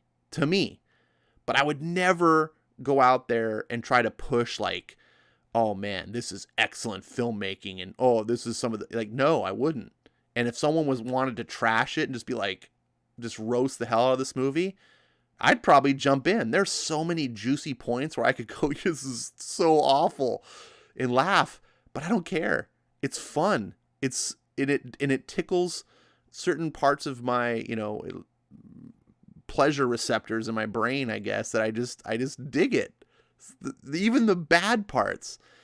And I think it's okay to recognize that, right? Maybe you could be a person who likes Valkyrie for all the reasons I'm making fun of it. You could genuinely like some of the goofiness and things like that. Your perspective of how you interpret the story can be a completely different perspective than how I am. I'm seeing it as just nothing matters, like Marvel hackery. But that doesn't mean you see it that way. And I'm just using this as an example. Anyways, I'm really long-winded. That's my point here. I don't want any hard feelings. I want people to enjoy comics for good or for ill. And this whole stream is about just having fun, whether it's enjoying some critically acclaimed work of art or just roasting goofy shit. So let's move on to the final, the main event of the night, the reason people should be tuning in if you're here for reading. And this is the book we're doing called Invincible. This is Robert Kirkman's early work. I believe it's from 2003. I don't know much about the history of Invincible. I didn't discover Robert Hickman until much later into his career, after he'd already made a big name on Walking Dead and all this stuff.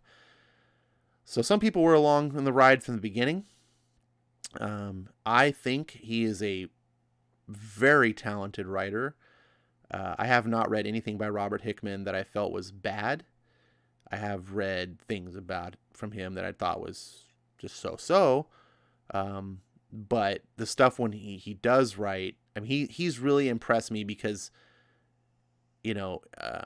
he's able to write long form stories and keep them interesting and keep the plot moving and changing and developing. And you're like 20 issues in and it's like the same story, but yet the plot has twisted 10 different times and the characters have changed and grown and moved. And you're just like, how do you keep doing this? It's really wondrous. He's got a great talent for this. I think it's a crazy hard skill to have. Very few writers do, to manage a story on this scope. And I think Robert Hickman has a potential of going down as one of the all-time great comic writers. Not because any one of his individual stories is like the greatest story I ever read, but for what I just described. Like Oblivion Song is a good example. That's where I kind of really started diving into the Robert Hickman. And the first couple of issues, I was like, this is interesting. But then by like issue 3, you're like, ooh, and then issue 4, and then you get past that first arc, and he kind of delivers sort of a, not an ending, but sort of like a, I don't know, it's kind of like a resolution to what was going on, and then it sends the story in a new direction. You're like, oh, dang, and you keep reading, and then like another arc goes by, which is conveniently about 6 issues to fit a trade paperback, and then he has a resolution, and then the story goes into another direction, and you're just like, and it's the same characters, it's the same world, but these new events, and it's constantly morphing and evolving and changing. And it's a book that I don't review on my channel. I don't talk about because it's one of those things that you just can't talk about. You just have to experience it yourself. I don't want to spoil anything. It's a very plot-heavy book. One of the reasons why you want to read it is to follow the plot and wonder where it's going to happen next. And if I start talking about it, it spoils a lot of the fun. So I recommend that book a lot. That book has really impressed me. A lot of people love Invincible, and they've told me kind of what I suspected, that in the long form, this book is great. They said if you read like a few issues, you're probably not going to notice how exciting or how great it is. But when you see it in the big scope, when you read like the omnibus, and like then you're like, oh, damn, that's really great. So that's something that I believe based on my experience. Hope you're enjoying this book and seeing, my reactions, and maybe this is your first time for it as well. Let's enjoy chapter 3. I need a drink.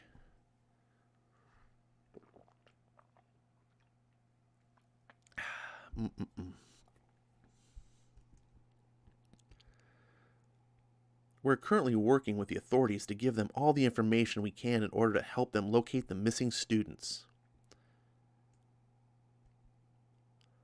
I must stress to you all that this is not a reason to panic. The 3 missing students, though reported missing on different days, did know each other. It's possible that this was planned by them and no foul play has taken place. Still, we called this school meeting so that the rumors wouldn't overwhelm the truth. You know what we know. Just to be safe, try not to go anywhere alone, and please report anything suspicious to either me or any of the other people that you see here besides me. If we're lucky, the missing students will show up and everything will go back to normal. But until then, keep your eyes and ears open. If any of you have questions, I'll be in my office in about 15 minutes, and more than likely for the rest of the day. You can all go back to class now. Just go on to 4th period from here. People who are on first lunch period can go to the cafeteria. The bell will ring in 7 minutes. Please be where you're supposed to be by then.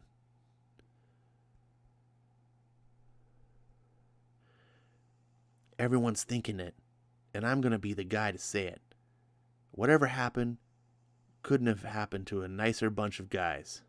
Jesus, Mark. That's a pretty mean thing to say. I talked to Todd a few times. I mean, I can't speak for the other 2, but he at least seemed nice. You're totally clueless. Why do you think Todd Jefferson would be nice to you? Off the top of my head, I think it may have something to do with you being an extremely attractive girl. You know I'm dating Rex, right? Whoa. That's not where I was going with that at all.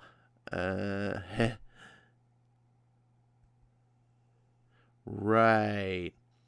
So are you on your way to the cafeteria too, or are you just walking with me?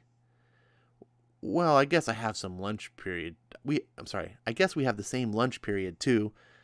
I can't believe we haven't met before last month.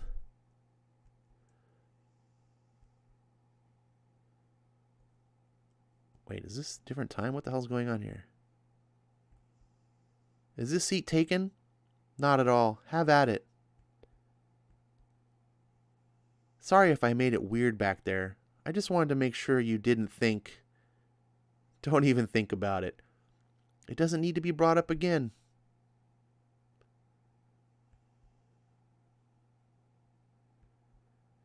So, sure is fun being a superhero, isn't it? Did you hear there was another mall bombing? Robot is trying to figure out who's behind them, but the bombs are so powerful, they're disintegrating all the evidence at the scene. Another bombing? That's 2 in the last 3 weeks.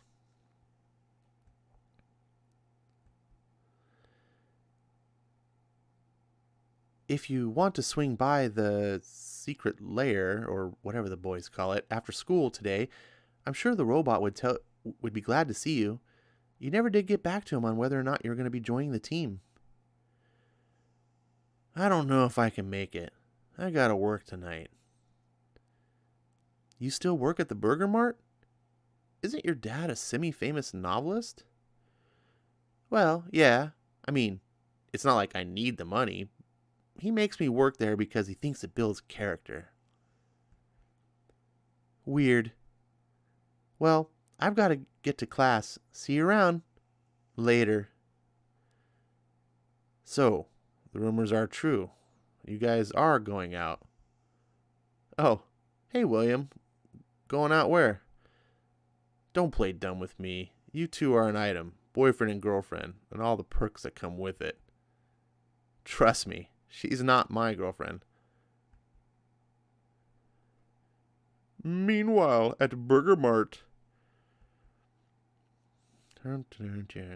Just a fry guy. Grayson! Fries! We got customers waiting. Coming right up, sir. Coming right up? Do you realize how long our customers have been waiting? Don't you know that waiting customers aren't happy customers? No, I guess not. You guess? Well, you better hope come Friday that I guess that you should get paid. Now, go out to the trash. I'll finish the fries. You know what? I think I'll just quit instead. Jerk.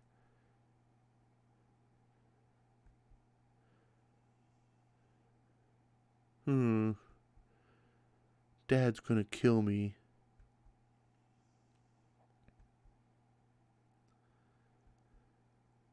Boy, that casserole sure was good, Mom. Absolutely, hun. You really outdid yourself tonight. Thanks, but you're both still gonna have to do the dishes. Curses. Foiled again. So, how was work today? Oh, fine. Do you want to wash or rinse? Oh, I'll be washing tonight. How many dishes did I have to hand back to you last night? I was thinking, now that you're an active superhero, you've got more important things to do than flip burgers. I don't see any reason why you can't just quit. It's not like you ever really needed the money. I think I could manage that.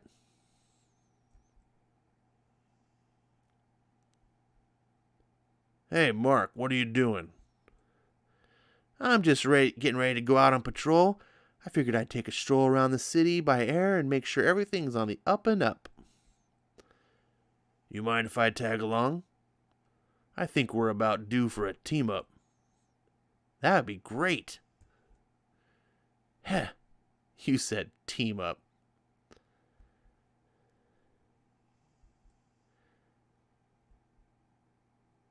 You know, from all indications, you're not doing too bad. Especially for being as new to this as you are. Thanks, Dad. Huh? Whoosh. Sorry about that. There was a chemical fire over at the university science lab. Anyway, as I was saying, you've done a lot of good these past 3 months. To be quite honest, I'm impressed. That really means a lot coming from you, Dad. Thanks. Don't thank me, son. Just keep up the good work. Look out, Dad. That dam is about to whoosh. Show off. You want to grab some lunch? Sure.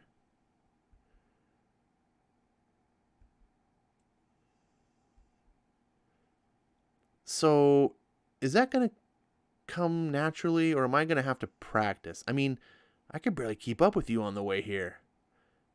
As you get older, your powers increase. You should be able to fly faster.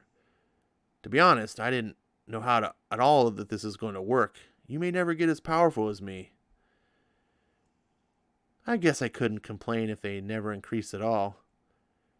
Yeah, and another thing is that you don't really know how to use your powers that you have yet. Just wait until... Beep, beep, beep, beep, beep. Hold on. Oh, geez. I'll be back in a minute. I'm gonna need your help on this one.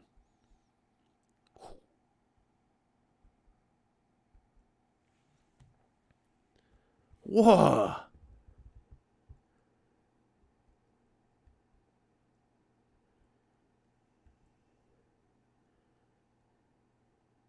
No time for that, son. Let's help these boys out. Goom! I'll do what I can. Pow. That's the spirit. Sure are a lot of these guys. No kidding. There seems to be an endless stream of them coming out of that portal. Boom, boom. Well, you're obviously not from around here. Let me help you find your way home. I think we're dealing with some sort of other dimensional army here. I don't recognize these things at all, which means they could have had an entire universe worth of soldiers ready to spill out of that thing. We've got to get them back at the portal and figure out a way to close that thing fast. Any ideas? No, not yet. Read that backwards, a little dyslexic. Not yet, no. Scrag. Wait a second. Is it just me, or are these guys getting slower? Crack. Now that you mention it, this seems to be getting easier. Geez, Dad, this guy's aging by the minute. Time must work differently in this dimension. They're starting to drop like flies. Yeah, and if there weren't so many of them, we'd be winning this battle.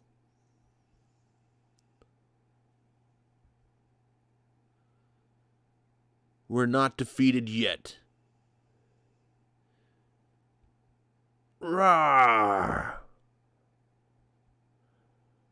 Get off my planet!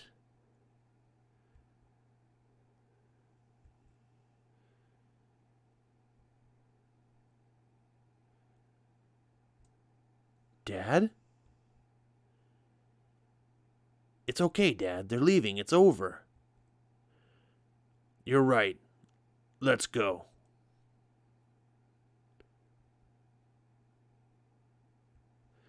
So, does that happen often? Thankfully, no. That was not a pleasant experience. If another couple of seconds had gone by before we discovered their accelerating aging, I would have called in the Guardians of the Globe or Megaforce or both. Wow. I guess I didn't really notice how bad it got. Well, we made it through. Don't dwell on it. Let's just worry about getting home without running into any more trouble. We're almost there, and I'll bet your mom's almost done with Lakeside Mall. Try to keep up. Crap, what is it? No time. Crap.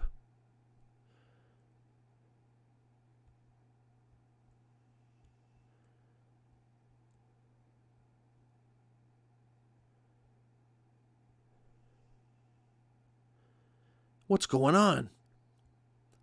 Wake up. Wake up. What are you doing? Quickly, tell me who did this to you. Did what?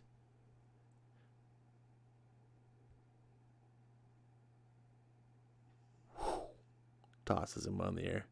Ba-boom! Wow, crazy.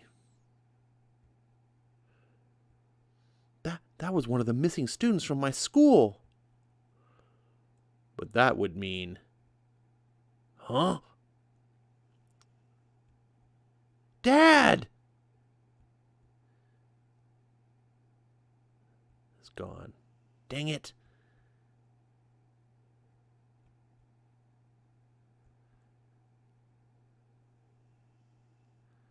Flies home. I guess I can look forward to you both being late from now on. Actually, Dad was sucked into a portal about 15 minutes ago. I don't think he'll be home tonight. It was some aliens we fought earlier today. I'm sure he's fine. Huh? Well, that's more pork chops for us. And so ends Chapter 3 of Invincible, or Issue 3, however you want to say it. Whew, it's been a long night. Sorry for big delays, taking it this long. For those of you that have stuck with the stream, I really appreciate it. Let's go ahead and throw the stream ending soon, and I'll get to the last chats, and we'll bid each other a good night. Let's see. Ryuk says, oh God, Robot writes the book. What? I don't know what you're talking about. No, wait. More like Tony Stark and his amazing entourage with special guest star Tony Stark. Dane says, Jimmy, go listen to Englantine. Ryuk says, pretty much. I did like the cat who was a doctor, though. All right. So, getting past the butthurt stuff. Ash, I promise I won't get butthurt if you don't like Game of Thrones because you actually gave it a shot. Let's see. I know you'll read with an open mind. Let's see. I'm not going to keep going off on Jason Aaron. Jimmy says, Invincible is great. This book is one of the best indie books ever made. Ash just said the magic words Oblivion song. Invincible is great because it's one story. You get to see Mark age as it goes. At the beginning, he's a teen, but by the end, he's a middle-aged man with a wife and kids. Oh, thanks for spoiling. Thank you for spoiling. That was a minor spoiler, but that's kind of nice to know, I guess. Dane says, still listening, but I gotta lay down all and rest. God bless. Dane, if you're still listening, you have a good night. Thank you for making it this far. I know it's really late. I'm going to try not to end this. Looks like technical difficulties beyond my control. Let's see. Marani says, man, the facial studies are very inconsistent. Yeah, Marani, this art is not good. But keep in mind, this is an indie book, right? This isn't Marvel. It's not DC. So this was also before Kirkman was, the superstar guy that did Walking Dead. This was before Walking Dead. So this is some guy that just, he's from, where is he from? He's from Arkansas, I think. Wanted to write comics. I mean, his story of how he broke into comics, pretty amazing. And of course, this is not going to be his best stuff. The stuff we're reading now, I think Kirkman has just gotten better and better and better as a writer. So when I read this book, like this particular issue, has a lot of flaws, in my opinion. So far, in fact, all the issues, I think, have a lot of flaws. But the flaws I find to be very much of like an amateurish nature, things that I can tell now, like Kirkman doesn't write like this. He obviously wasn't edited. So overall, though, the story is kind of interesting. It's very much kind of a play on Superman. What if Superman had a kid? What if it was kind of like based on real life? What if it's interesting to see. I'm enjoying it. It's not necessarily 100% my cup of tea, but it's somewhat interesting. I'm going to give it a chance. I'm going to go 6 issues. let you guys get a good taste for it and see if it's going to be your hill. Or your hill. I'm reading Jimmy's quote about King of the Hill, and I just had one of those, what do you call those, Freudian slip things. The art does get better when Ryan Ottley takes over. The scene with him and his dad, it reminds me of the scene with Superman. I think Martian Manhunter at the beginning of the Bendis run, where Superman keeps running off and saving things. Yeah. Yeah. That was something that was done in Astro City.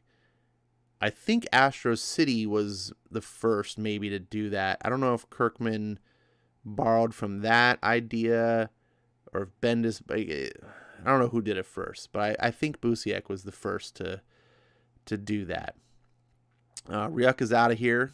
He's got to get up early, so he's gone. I missed him. Good night, Ryuk. Let's see. Take care, everyone, says Maranya. Jimmy says, go to Discord for a sec. Let's talk. I'm not butthurt. I just want to talk for a bit. Maybe I can go to Discord. Jimmy says, this book was 4 months before Walking Dead. He's from Kentucky. Could have sworn he was from Arkansas. But either way, they're close together. Did Walking Dead really go back to 2003? Like, I didn't realize that it went that far back.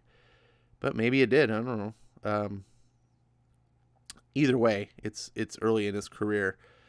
It's been 17 years. It just feels it's crazy. Man, Jimmy was like 4 years old when this book came out. All right, ladies and gentlemen, those of you that are still listening to the stream, made it this far. This was kind of a weird stream tonight. I do not know, and most likely I'm not going to have a Sunday night stream because I'm going to be on the road Friday, Saturday, Sunday. I do not think I'll be back in time to do a Sunday night stream. So we'll see. I guess you can pop by it at the normal time and see. But most likely not. So I'm going to say see you probably Tuesday. I do have videos. I've been doing Ash on Comics videos and stuff. So I have one popping up tomorrow and Saturday. And I'm going to try to get one for Sunday scheduled. So if you're interested, you can watch those. One of them is going to maybe be surprising. It certainly surprised me. But thank you guys for being supportive. Thank you for having fun reading comics. The next episode we'll do chapter 4 of Invincible, and I do not know what comic we'll do for an opener. It's always a surprise. I don't get many suggestions